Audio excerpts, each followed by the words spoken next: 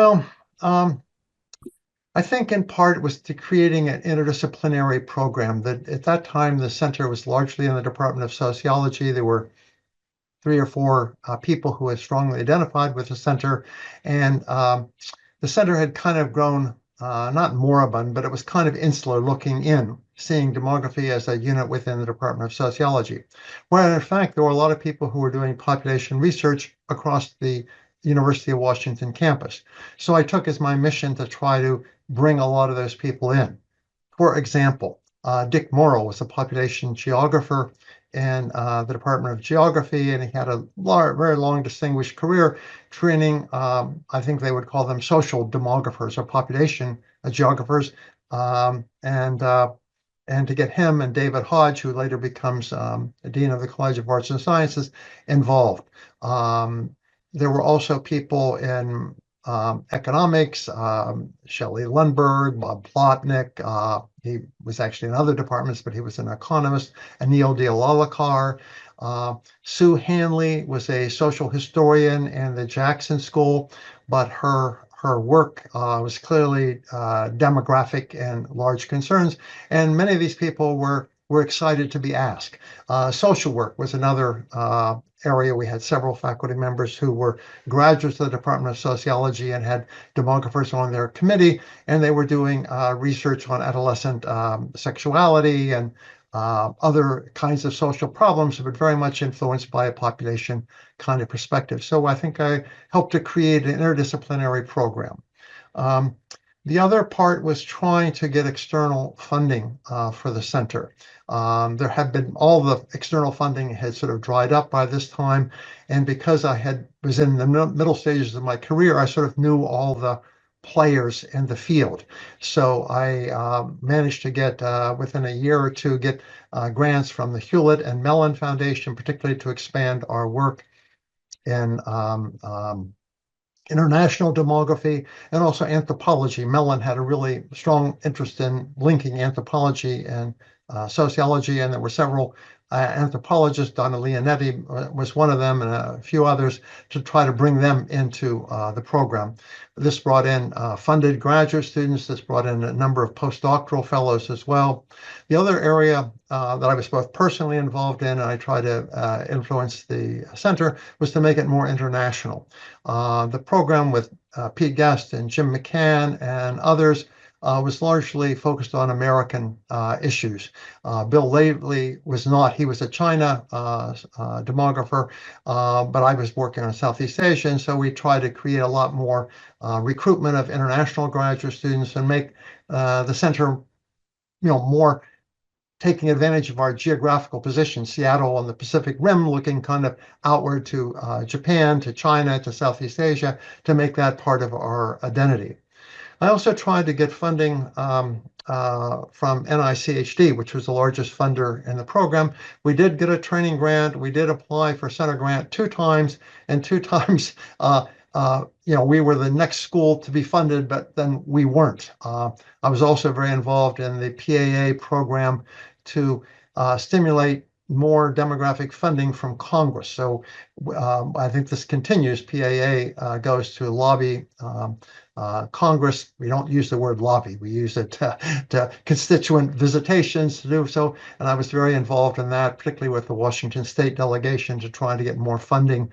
And it turns out we did expand the number of centers in the country through that effort, but they went to other schools rather than us. So they have Washington State senators to thank for expanding the number of funded centers, even though the funding went to a couple of other institutions. But anyhow, soon after I finished being a director, we got the center grant and have held it ever since. So those are the kinds of things I did. Of course, the big one, and I realize that in terms of the population program is really. I started it. It was run through the center, but it wasn't core to the center.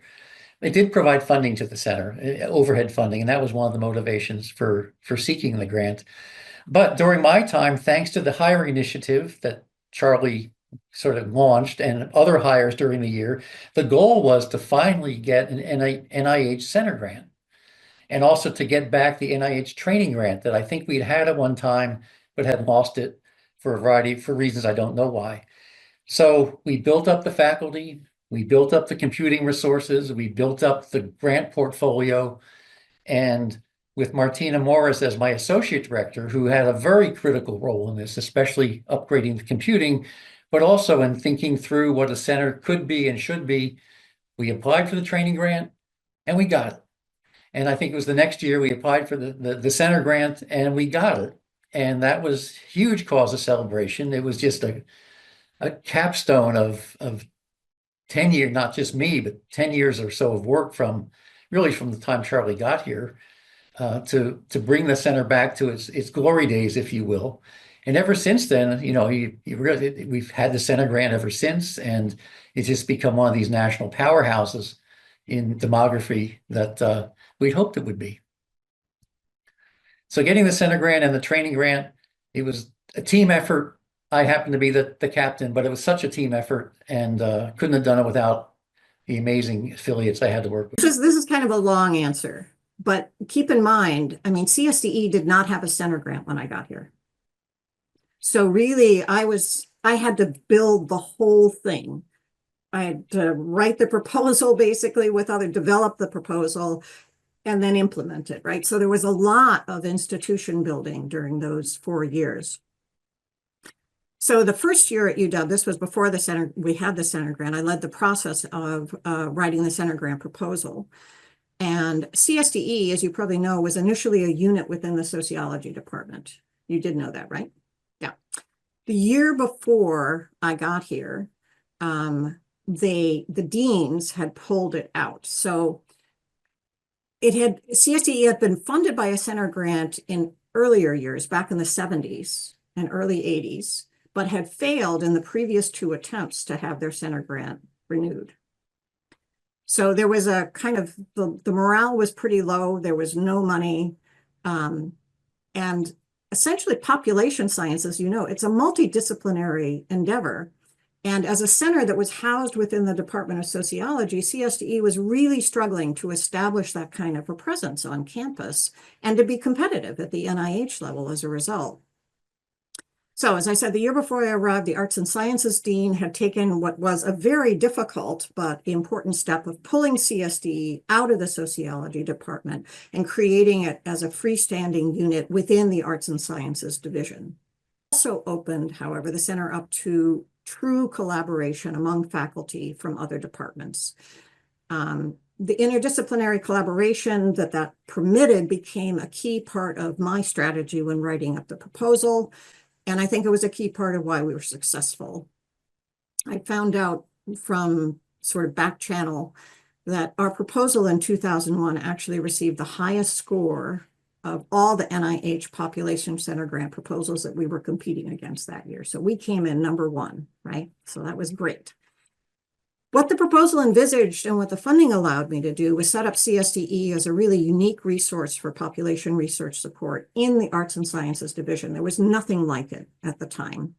At the heart of this was an administrative core that could facilitate both the submission of research proposals and the administration of successful awards, all these things that you take for granted now, right? The computing core that provided a dedicated staff, modern computing hardware. We actually provided all our own hardware to start, right? There wasn't the kind of systems that are available now that we could have just latched ourselves to, and specific software that's needed for advanced population research. We also had a development core that served as an incubator for the next generation of research proposals. All of this was stuff I had learned when I was at other research centers, basically other pop centers. And we established a methods core, which introduced this practice of hiring research scientists for consulting, whose time could be bought out by faculty who needed that specialized skill set. During my tenure as director, we also established a procedure for hiring CSDE affiliated faculty. I don't know if that procedure is still in place, but I wanted to at least mention it. But what we did was, because CSDE is not a department, it's not able to hire faculty directly. But without new faculty affiliates, CSDE is not going to thrive. I mean, there were affiliates from the existing, faculty pool, but we needed to be able to hire some of the best people for CSDE type research.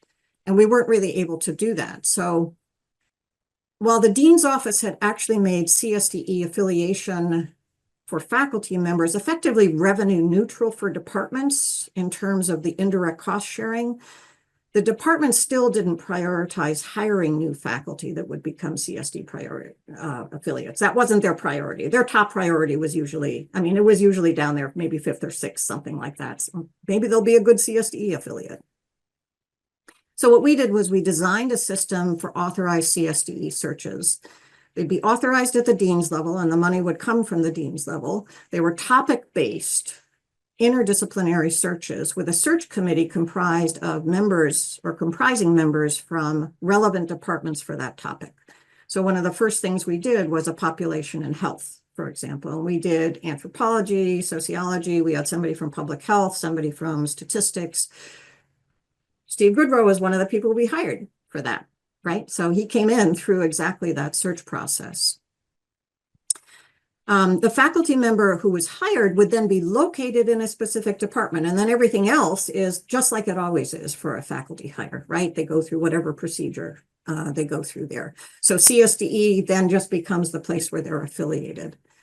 And what this did was it kind of changed the prospect of hiring a CSDE faculty member, related faculty member, from a low priority to a competition for the best person.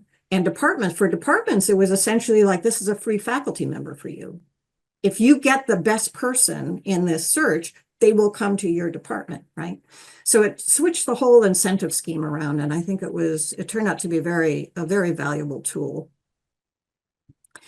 I sought to build mutually supportive relationships with other affiliated departments. One of the ways that I did this was by awarding a quarter of RA support funding to the department that submitted the most research funding proposals through CSDE. I also worked hard to establish relationships and collaborative activities like jointly sponsored workshops, external speakers with the schools of medicine and public health.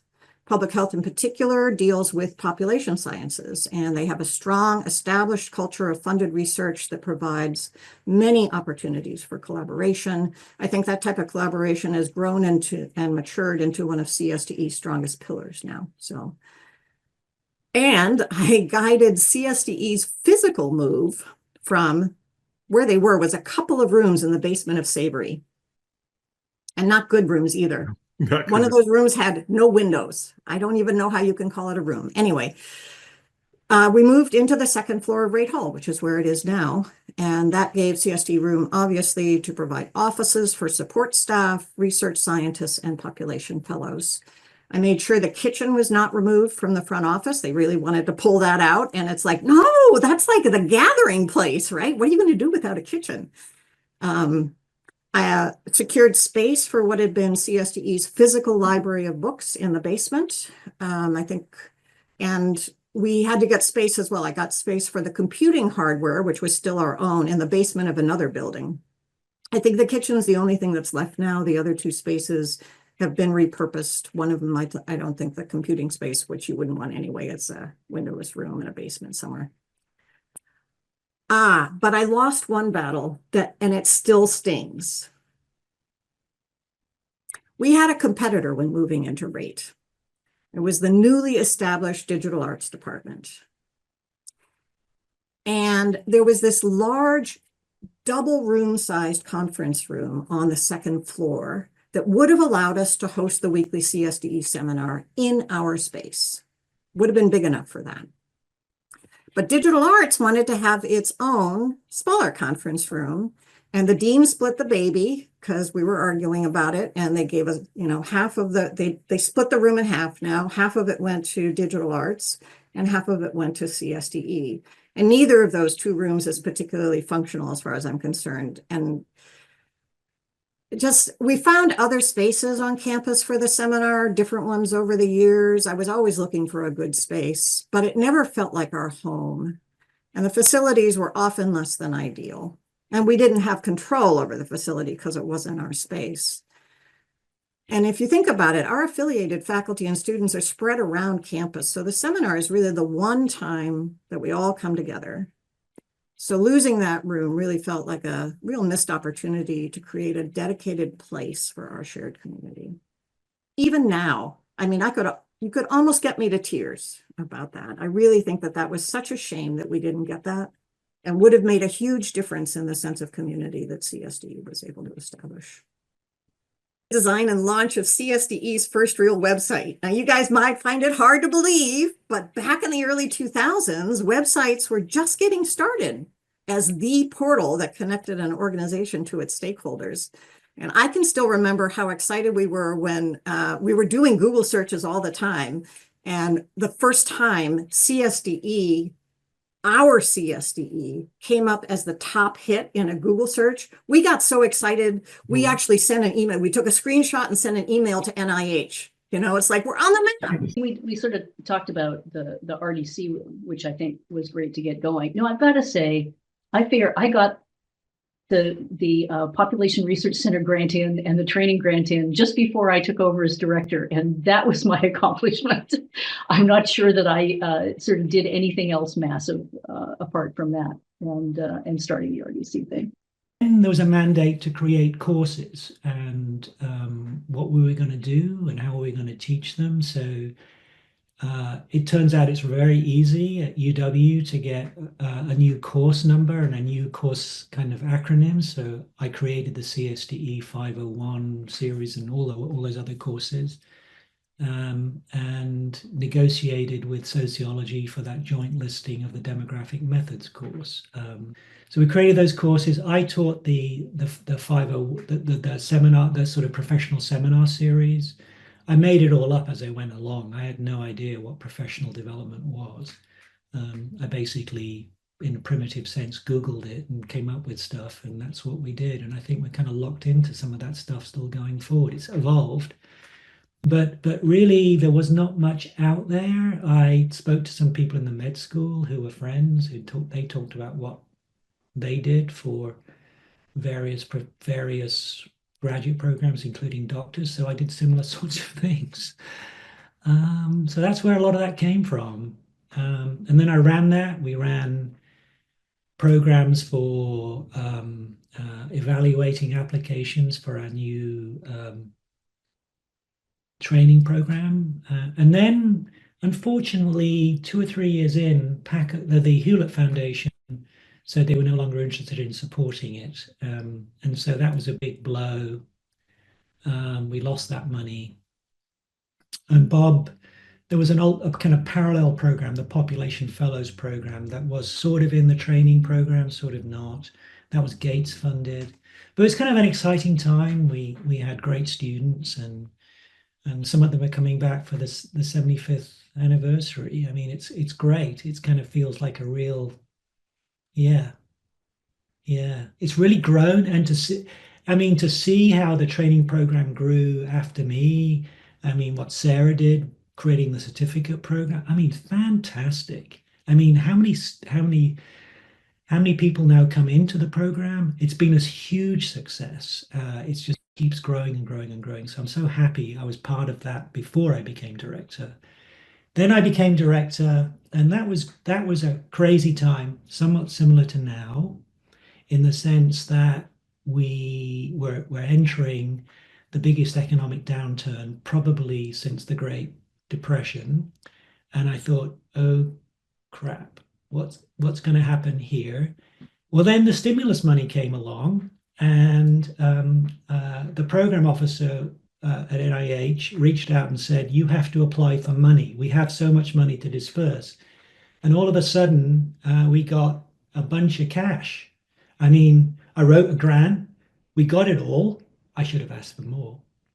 And along with that money came the possibility of hiring a GIS specialist.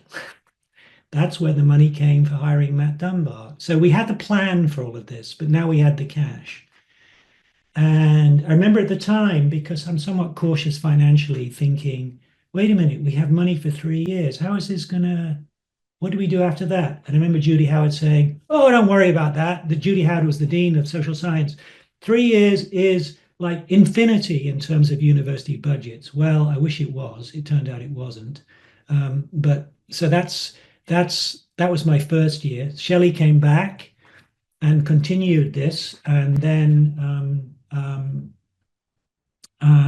we went into the regular kind of CSD director time and applied for training grant renewal, got it. Sarah was very much involved with that, and a most important person in guiding both Sarah and me, as Sarah took over as training director and I became director, was a very important person in terms of mentoring me, was Stu Tolnay. He could take an ugly piece of prose and weave it in a particular way to make it much more compelling. And so, yes, that's what I wanted to say. Thank you, Stu. So he's so important. I hope he's going to be around. I don't know how he's doing, but I hope he's going to be around. And so we were successful in getting the grants renewed, and off we went.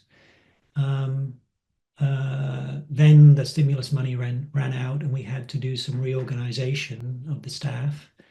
That was painful and somewhat reminiscent of the moment we're in right now, unfortunately. But yeah. I also realized how important it is to work with really, really good people who trust you and you trust them to make the center